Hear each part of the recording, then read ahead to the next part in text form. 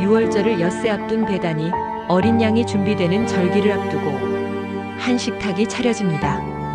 이 자리는 희생을 앞둔 고요가 기묘하게도 평화처럼 머물고 있습니다. 죽음에서 돌아온 나사로는 아무 말도 하지 않지만 그가 그 자리에 앉아 숨을 쉬고 음식을 먹는 것 자체가 예수의 죽음은 생명으로 가는 통로임을 이미 가리키고 있습니다. 마르다는 여느 때처럼 말없이 섬깁니다. 그때 마리아가 움직입니다.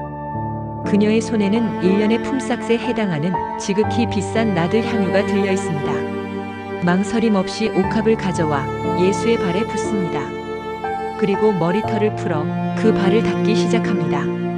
말없이 쏟아진 사랑이 흘러내립니다. 옥합이 깨진 순간 집안은 온통 향유 냄새로 가득하더라. 진정한 사랑은 자신을 해명하지 않죠. 그저 존재로서 함께 있는 시간을 가장 아름다운 기억으로 물들일 뿐입니다.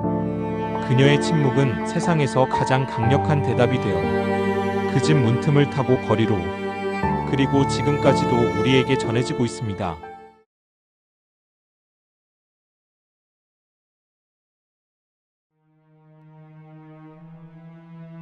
어찌하여 이 향유를 300데나리온에 팔아 가난한 자들에게 주지 아니하였느냐? 표면적으로는 도덕의 언어입니다. 공익의 논리 효율의 계산입니다. 유다의 날카로운 비판이 집안의 온기를 얼어붙게 하려 하지만 요한은 그 속내를 밝힙니다. 그는 가난한 자를 생각한 것이 아니라 돈괴를 맞고 도둑질하던 자였더라. 같은 장면이지만 해석은 극명히 갈립니다. 마리아는 죽음을 읽었고 유다는 비용을 계산합니다. 사랑은 시간의 의미를 읽고 탐욕은 금액의 크기를 따집니다. 예수는 그 논쟁을 단호히 정리하십니다. 그를 가만두어라. 이는 내 장례를 위하여 간직한 것이니라. 예수는 마리아의 행위를 자신의 장례 준비로 규정하십니다. 왜 다른 제자들은 이 엄중한 의미를 읽지 못했을까요? 마리아는 오빠 나사로의 무덤 앞에서 울어본 사람입니다. 죽음이 얼마나 냉혹한지, 사랑이 그 앞에서 얼마나 무력해 보이는지 뼈저리게 경험한 사람입니다. 그래서 그녀는 생명이 곁에 서 있는 이 순간이 영원하지 않음을 본능적으로 압니다. 그녀의 사랑은 단순한 감정이 아니라 부활을 경험한 자만이 가질 수 있는 통찰입니다. 예수는 덧붙이십니다. 가난한 자들은 항상 너희와 함께 있거니와 나는 항상 함께 있지 아니하리라. 이 말씀은 우선순위를 묻고 계십니다. 선행은 언제든 할 수 있지만 주님을 향한 결정적 사랑의 순간은 지나가면 돌아오지 않습니다. 식사라는 지극히 평범한 일상의 자리가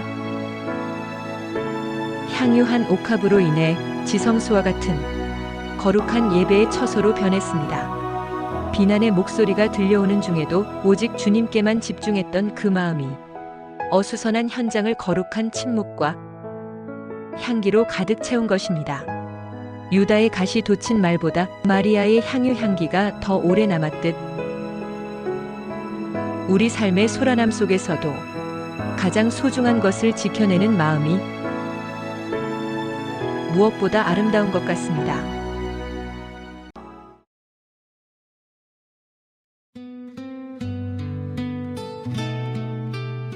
이어지는 길 위에는 묘한 긴장이 흐릅니다.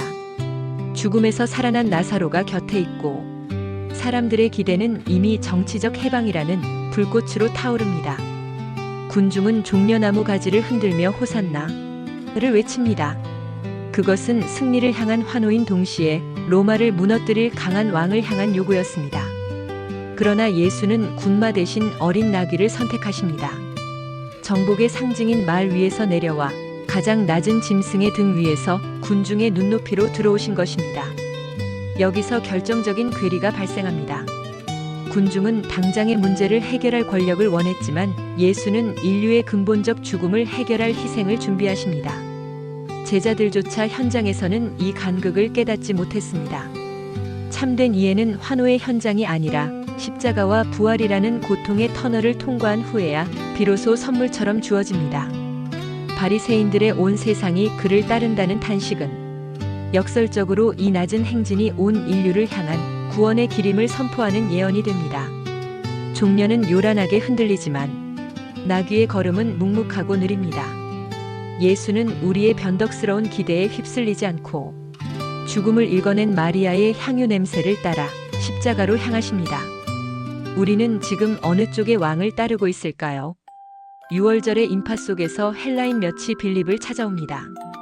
우리가 예수를 뵙고자 하나이다. 예수는 비로소 인자가 영광을 얻을 때가 왔도다.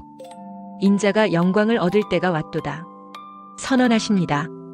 그동안 아직 때가 이르지 않았다고 하시던 그분이 이방 세계가 문을 두드리는 순간 자신의 죽음을 영광이라 부르십니다. 예수는 밀알의 비유를 통해 이 영광의 본질을 설명하십니다. 한 알의 밀이 땅에 묻혀 껍질을 깨고 죽어야만 수많은 생명으로 번져나가듯 예수의 죽음은 패배가 아니라 생명이 세계로 확장되는 방식입니다. 이 원리는 우리에게도 적용됩니다. 자기 보존에 애착하는 삶을 멈추고 삶의 중심을 하나님 나라로 재배치할 때 비로소 영원한 생명이 흐르기 시작합니다. 화려한 광장이 아닌 낮고 좁은 십자가의 길, 그 끝에 참된 영광이 있습니다. 헬라인들의 작은 요청은 역사의 문을 열었고 예수는 밀알이 되어 세계를 끌어안으십니다. 예수는 감추어둔 내면을 드러내십니다. 지금 내 마음이 괴로우니 여기서 괴로움은 다가올 죽음의 실체 앞에 존재 전체가 흔들리는 깊은 진동입니다. 예수는 스스로 묻습니다. 아버지여, 나를 구원하여 이 때를 면하게 하여 주옵소서. 그러나 이내 결단하십니다. 그러나 내가 이를 위하여 이 때에 왔나이다. 그러나 내가 이를 위하여 이때에 왔나이다. 참된 순종은 두려움이 없는 상태가 아니라 터질 듯한 감정을 통과하여 사명의 자리를 지켜내는 의지입니다. 아버지여, 아버지의 이름을 영광스럽게 하옵소서. 그때 하늘에서 천둥 같은 음성이 들립니다. 이미 영광스럽게 하였고 또다시 영광스럽게 하리라. 똑같은 하늘의 소리도 군중은 천둥으로, 제자들은 천사의 음성으로 듣습니다. 하나님의 계시는 모두에게 열려 있으나 그 의미는 오직 주파수를 맞춘 이들에게만 선명히 들립니다. 예수는 이제 십자가의 진정한 의미를 선포하십니다. 이제 이 세상에 대한 심판이 이르렀으니 이 세상의 임금이 쫓겨나리라. 내가 땅에서 들리면 모든 사람을 내게로 이끌겠노라. 내가 땅에서 들리면 모든 사람을 내게로 이끌겠노라.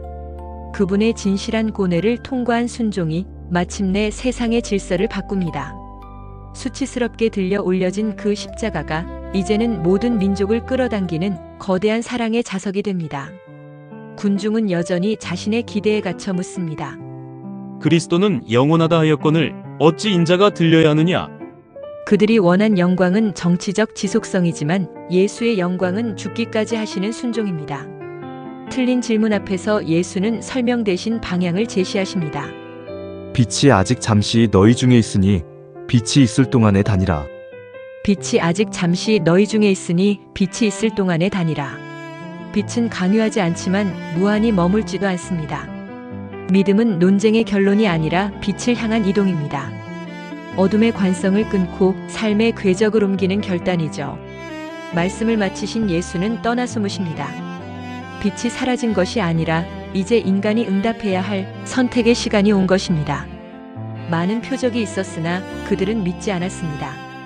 문제는 증거가 아니라 마음의 방향이었죠. 지도자들 가운데 믿는 자들도 있었지만 사람의 영광을 더 사랑했습니다. 참된 믿음은 확신을 넘어 두려움을 돌파하는 용기에서 완성됩니다. 예수는 마지막으로 외치십니다. 나는 빛으로 세상에 왔나니. 나는 빛으로 세상에 왔나니. 이제 심판의 기준은 기적이 아니라 이미 들려진 그 말씀입니다. 요한복음 12장은 환호가 아니라 엄중한 선언으로 닫힙니다. 예루살렘의 소란함을 뒤로하고 한 알의 밀알이 되어 세상을 생명으로 이끄시는 분, 오직 예수님뿐입니다. 감사합니다. 구독과 좋아요 부탁합니다. 여기는 소소한 지혜 상점입니다.